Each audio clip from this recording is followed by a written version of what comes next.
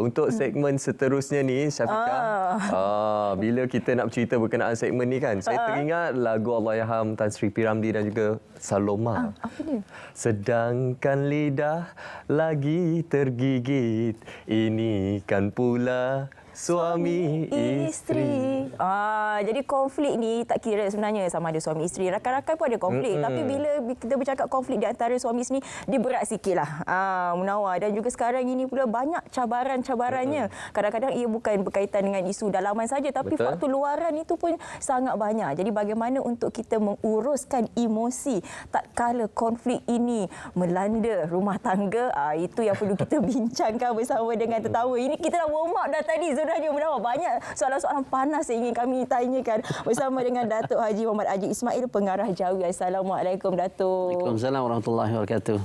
Okey, Datuk, terima kasih sebab hujung minggu ni bersama dengan kami. Pasti topik ini dinanti-nantikan. Dinanti-nantikan. Betul, sebab apa? Kita ni manusia, kita tak lari daripada emosi, Datuk. Kita ada perasaan emosi yang sedih, gembira kan. Kadang-kadang, yalah macam saya cakap tadi, sedangkan lidah pun tergigit, Datuk. Ni kan pula suami isteri, Datuk kan. Jadi Datuk, kebiasaannya bila kita bercakap konflik rumah tangga ni, Datuk, apa selalunya yang menjadi punca, Datuk? Okey, bila sebut lidah boleh tergigit, itu sendiri yang kontrol, betul? Kita tak boleh gigit lidah orang lain ni. Betul. Saya macam jawapan tu macam blank sikit. Okeylah, nak ceritakan bahawa mungkin antara punca kita sebut pertelingkahan rumah tangga ialah kurang sefahaman dalam rumah tangga. Dan yang kedua mungkin kurang persediaan. Dan yang ketiga sukan menerima takdir ataupun ketentuan Allah Subhanahu Wa Taala. Dan yang keempat mungkin dia berkaitan dengan benda-benda yang lain. Contohnya mungkin asas kepada pengurusan perjalanan rumah tangga juga berkait dengan pendapatan, iaitu duit, fulus. Betul. Maksud saya ialah duit. Tetapi duit bukan segala-galanya. Tetapi kena ingat, segala-galanya perlukan duit. Betul, setuju. Nak ceritakan bahawa perkara-perkara ini juga menjadi penyebab. Dan yang kelima mungkin kerana tidak kurang memahamilah tentang apa tujuan kita berkahwin. Sedangkan kita di Jawi, kita dah bagi kursus pra-perkahwinan kepada bakal-bakal peserta kursus. Kita bagi tahu apa tujuan. Lepas tu bila dah 13 jam dia bagi kursus, harusnya dia sudah bersedia. Jadi saya tak pastilah Munawar dengan Syafiqah ni dah pernah menghadiri kursus kahwin ke belum. Saya selepas ni, Datuk, bulan 3. Selepas ni, dia nak memang nak pergi dah. Jadi topik ni sebenarnya untuk dia. Jadi nak ceritakan bahawa dia bergantung kepada surrounding juga kadang-kadang. Kadang-kadang dua-dua ni okey, tetapi campur tangan daripada family juga boleh menyebabkan pertelingkahan. Ya, itu saya setuju. Bila percampuran oleh keluarga-keluarga ni kan, terutamanya okey kalau untuk isteri lah, macam isteri kita kena taat dengan suami. Betul. Lepas tu bila kalau gaduh-gaduh ataupun kita cakap awak ni asyik utamakan mak je, nanti suami pula kata yalah syurga saya di tapak kaki ibu pula, ada dia jadi konflik kat sana. Jadi macam mana tu? Sebenarnya ar-rijal qawwamuna 'alan nisa. Lelaki ni kalau boleh kita nak jadi lelaki yang kawam. Lelaki yang kawam ni bukan sekadar dia mampu mengurus, mampu menjadi pemimpin, tetapi dia juga mampu untuk membiayai sebuah rumah tangga. Dalam konteks mampu memimpin ialah dia tahu bahawa kalau berlaku apa-apa juga perselisihan ataupun dia memikirkan apa yang perlu aku ambil, dia kena kembali kepada Allah dan juga Rasul. Betul kena taat kepada ibu, betul. Isteri juga perlukan kasih sayang dan perlu untuk diberi pertimbangan. Jadi seorang lelaki perlu membuat pertimbangan based on budi bicara dan bagaimana kebijaksanaan dia menyusun perkataan agar isteri tidak terasa. Sebab isteri kalau dia orang yang biasa, bukan jenis terlampau sensitif. Faham Munawar sensitif? Ya. Kalaulah dia sensitif, lepas tu dia pula jenis banyak cakap, lepas tu pula dia tak dengar cakap. Dia kadang-kadang dia berpelajaran tinggi, kadang-kadang dia tidak berpelajaran tinggi. Tetapi lelaki perlukan kebijaksanaan situasi. Sebab itulah bagaimana kita mengurus situasi apabila berdepan isu. Sebab itulah kalaulah boleh, saya nak mengajak yang dengar pada hari ini yang belum berkahwin ya. Kalau dah kahwin, jangan fikir-fikirlah untuk tambah lagi. Okey, kena pergi ke mahkamah syariah lah. Hakim tengok mampu tak mampu. Pilih perempuan kerana 4 perkara.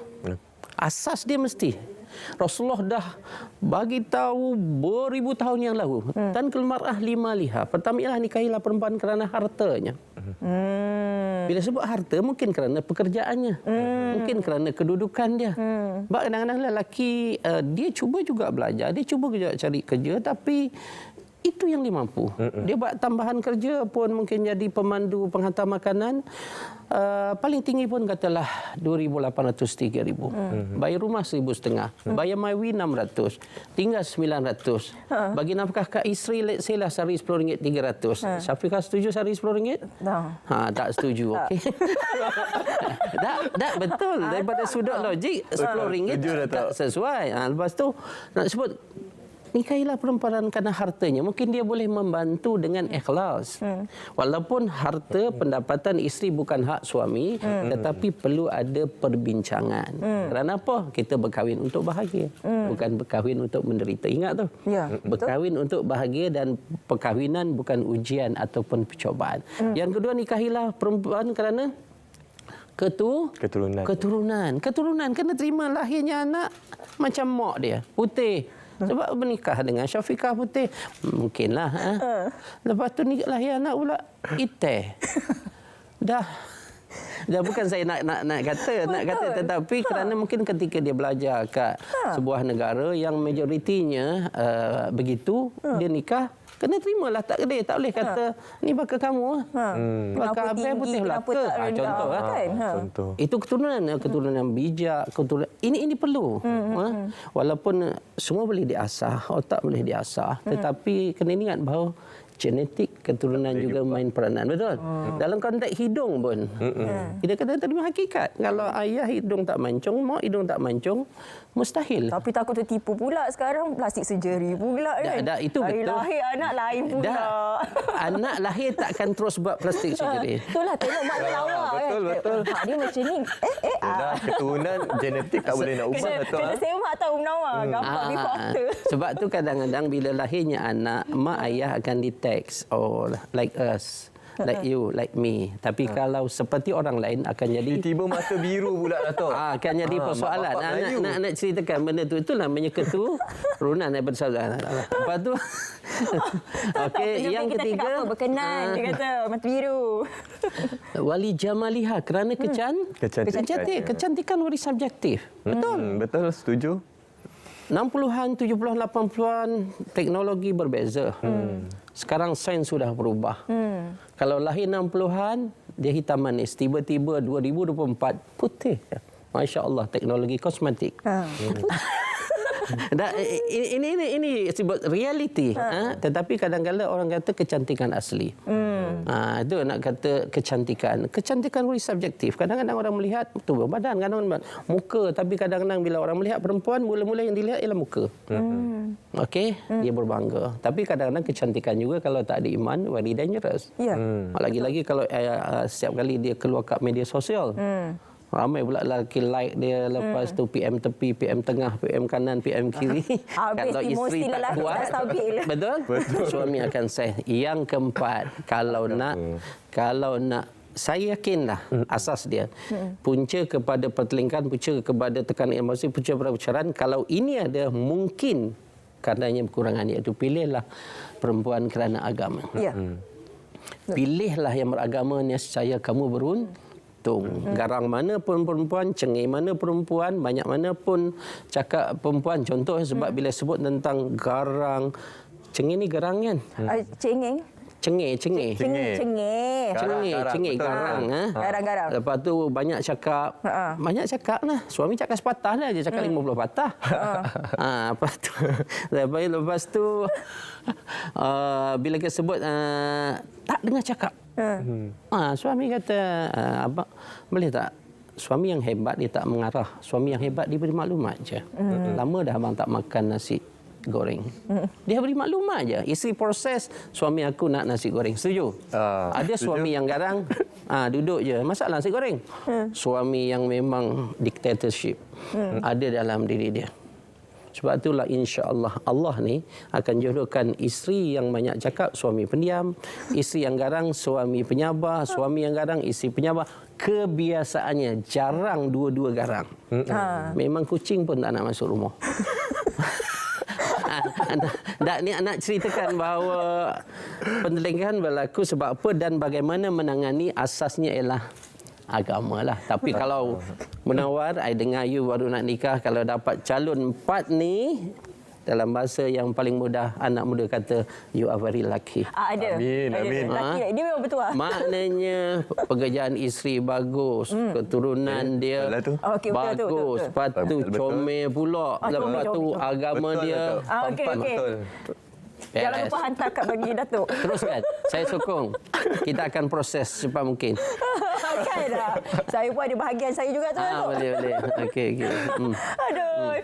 Okey, bila kita cakap mengenai rumah tangga emosi ni, macam tadi Datuk kata, kalau suami ni dia bagi hint-hint macam tu. Bukan hint lah. Dia cakap dah lama tak makan nasi goreng. Tapi secara lumrahnya, lelaki ni dia banyak memendam rasa. Okey. Perempuan ni sebab semua pun dia nak cakap. Okey. Sakit kepala cakap, hutang baju tak boleh pakai cakap, gelas pecah cakap. Yang lelaki ni macam mana kita nak memahami isi hatinya? Okey. Sebab bila kita tanya, abang ada masalah ke?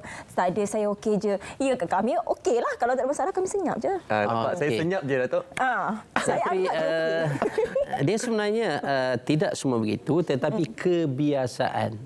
Sebab kadang-kadang ada yang perempuan diam saja. Suami ni terpaksa bertanya. Dia mudah aja. Dalam perkahwinan ni, kalau 6 asas ni ada, saya yakin everything smooth. Sebelum saya jawab you punya soalan. Pertama ialah saling mencintai. Perlu dilafazkan. Every day you must tell your husband, I love you. Wow, romantik. Sweet lah Datuk ni. Dah. Bila lama tak jumpa, I miss you. Okay? I miss Gunakan teknologi canggih ni. Sampai ke Sekarang office selfie. sekarang. Ada Dah sampai ke office selfie. Salam abang, bagaimana abang dah sarapan ke? Simple je. Tapi kadang-kadang ramai orang lupa bila dah kahwin langsung tak hantar mesej. Sebelum kahwin, Pagi, petang, siang, malam 3 pagi bangun tidur hantar mesej. I tahu you dah tidur tapi saja je. Saja je. Kerana apa? Because I love you. Nak ceritakan, okey? Sebab itulah saling menyintai ini amat penting dinyatakan ataupun melalui peralatan ataupun melalui teknologi ataupun melalui body language. Senyuman, betul? Senyuman. Kadang-kadang sebelum pergi kerja ambillah wajah isteri.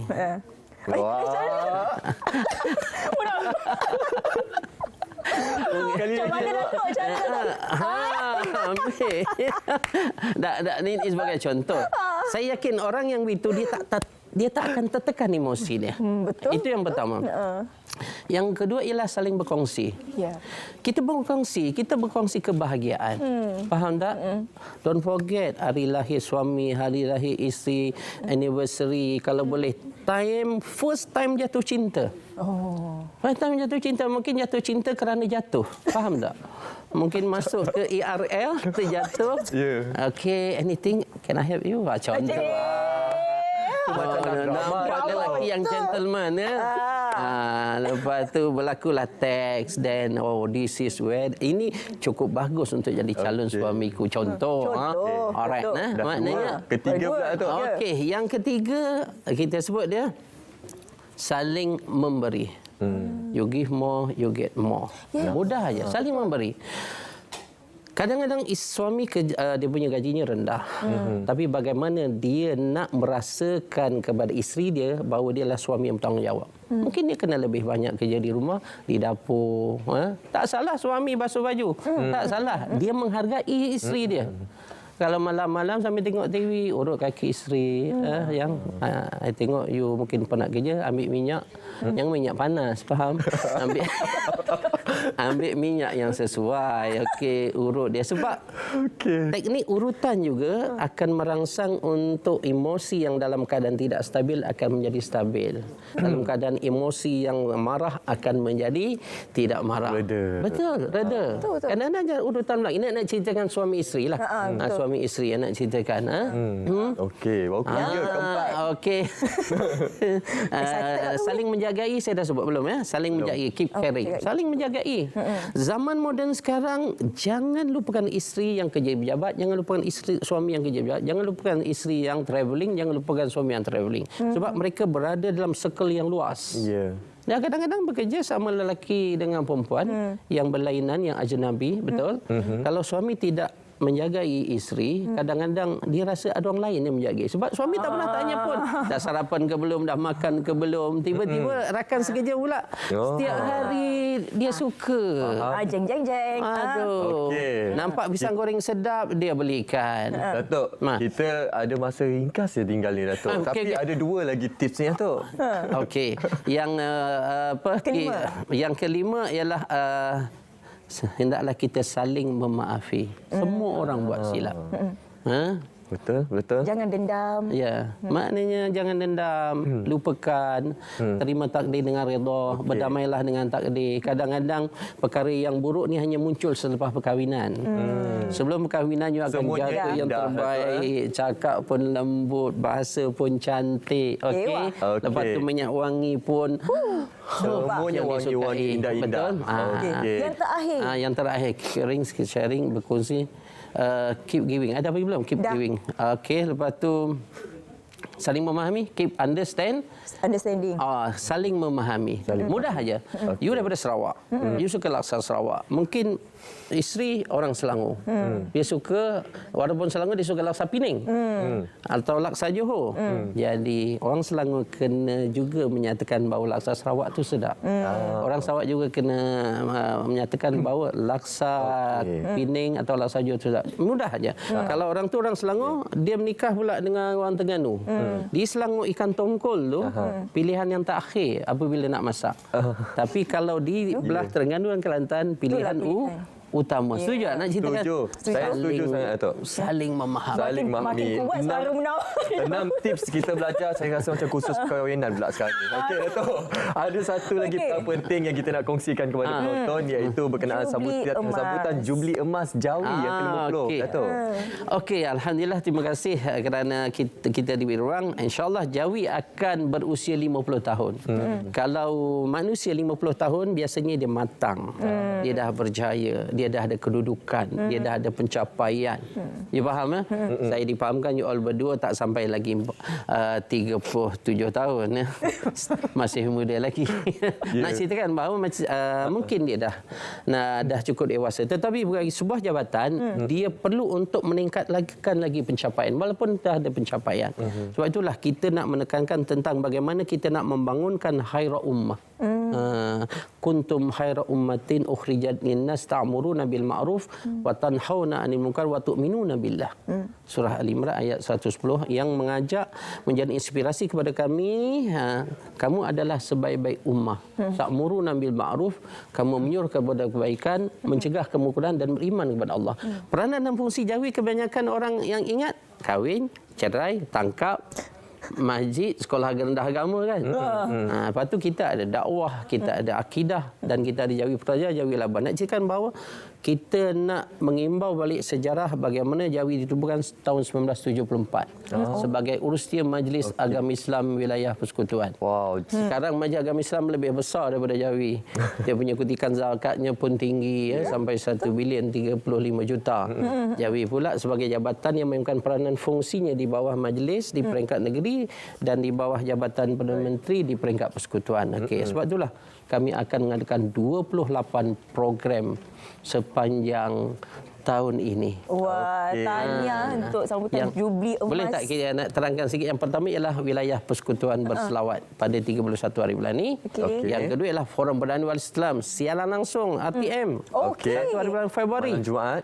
Yang ketiga ialah pelancaran Jubli Emas pada 5 hari bulan, dan seterusnya kita ada ikon mu'alaf, kita ada pelancaran Ilaj Home. Ilaj Home ialah pusat rawatan Islam bagi orang yang menghadapi HIV positif. Dan kita ada Jawi Run hujungnya nanti bulan 7 bulan 8 di samping 26 yang lain. Okey. Terima kasih Datuk Haji Muhammad Haji Ismail, pengarah Jawi, kerana sudi bersama dengan kami hari ini. Macam-macam tips yang kita dapat Munawar hari ini. Itu sahaja masa yang kita ada. InsyaAllah kita jemput lagi Datuk. Banyak tips lagi kita nak belajar ni Datuk sebenarnya. Awak pergi kursus kahwin dengan Datuk je lah. Yelah, Datuk. Sebenarnya kalau nak cerita pasal emosi, macam mana kita nak menyelesaikan isu tu kena 1 jam tau. Kan? Okey, Kita untuk baru mukadimah ni. kalau Apa, mana-mana Datuk? emosi yang mungkin ada sedih-sedih hari ni kan, kita nak bergembira juga bersama dengan adik-adik kita ni tadi, Lady Ling. Okey, kita persilakan mereka untuk bersama kita di penghujung siaran pada hari ini. Comel-comel Munawar. Datuk, kalau Datuk nak tahu, mereka baru-baru ni menang di peringkat antarabangsa, Datuk. Alah, comel. Duduklah kat sebelah. Dia bukan Datuk, Atuk. Duduk. Atuknya. Ini macam cucu-cucu saya. Atuknya banyak cucunya tu. Oh ya, ramai. Cucu saya 5 dah ni macam ni ya. Okey. Okey, selain kita nak ucapkan terima kasih dan juga tahniah kepada Jawi atas sambutan Jubli Emas ke-50 tahun. Kita nak ucapkan tahniah juga kepada adik kita semua kerana mengharumkan nama Malaysia di peringkat antarabangsa. Tahniah adik-adik semua. Kami semua cukup berbangga dan sekarang ni kita bagikan lambaian mesra kasih sayang kepada seluruh rakyat Malaysia yang sedang menonton pada ketika ini, dan kita pun telah berada di penghujung siaran pada hari ini. Alhamdulillah, Syafiqah. Alhamdulillah. Terima kasih kerana sudi bersama dengan kami seawal 8 pagi tadi. Jadi hari Ahad ini gunakan hari ini sepanjang masa dengan manfaat dan juga perkara-perkara yang positif. InsyaAllah. Kita berjumpa lagi pada esok hari. Sepasnya dalam Selamat Pagi Malaysia. Saya Munawar Azmi. Dan saya Syafiqah Ishak. Sehingga kita berjumpa lagi. Assalamualaikum. Salam Malaysia Madani. Bye.